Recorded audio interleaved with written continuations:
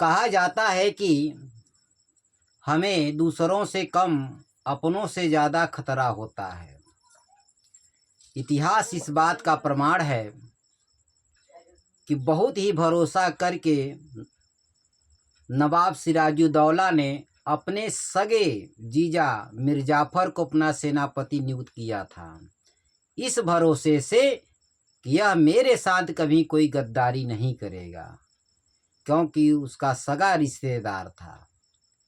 लेकिन सत्ता की भूख, सिंहासन का लालच ऐसा आया मीर जाफर को, वह जो है अंग्रेजों से जा मिला, जिसमें अहम भूमिका रही कलकत्ता के सेठ अमीन चंद की, जो कि ज्वेलरी का बहुत बड़ा व्यापारी था, जिसने अंग्रेजी सेनापति क्लाइव से सांठगांठ कराया था मीर जाफर का।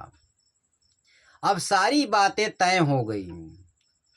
प्लासी का युद्ध जब भी पढ़ा जाता है तो कहा जाता है कि अंग्रेजों ने प्लासी का युद्ध जीत लिया। अरे युद्ध हुआ ही नहीं था तो जीता क्या, तो केवल धोखाबाजी हुई थी। क्योंकि जब नवाब सिराजुद्दौला की सेना और अंग्रेजों की सेना, क्लाइव की सेना प्लासी के आम के बगीचे में पहुंची है, तो जब नवाब ने अटैक करने का आदेश दिया तो मीर जाफर चुपचाप खड़ा रहा। ये इतिहास में पढ़ा होगा आपने। अटैक ही नहीं किया गया, कुछ भी नहीं हुआ। अब नवाब को सब बातें समझ में आई कि दाल में कुछ काला है। अब उसे समझ में आ गया कि मेरे साथ तो धोखा हो गया, ये तो गद्दार है।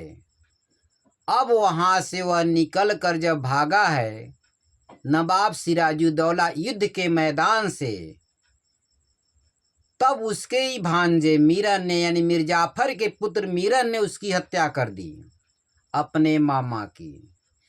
क्योंकि सिंहासन पाने के लिए अपनों को ही बलि देकर लोग सिंहासन पर बैठे हैं।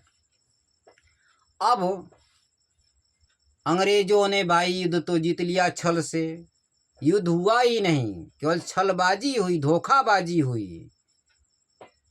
और नवाब सिराजुद्दौला मारे गए। अब हुआ क्या कि अंग्रेजों ने मीर जाफर को बंगाल का नवाब बना दिया और कहा भैया कि शासन तुम देखो, जनता का सुख दुख तुम देखो और रेवेन्यू हम कलेक्ट करेंगे। यही कहा जाता है बंगाल का दोहरा शासन, जिसे द्वैध शासन के नाम से जाना जाता है।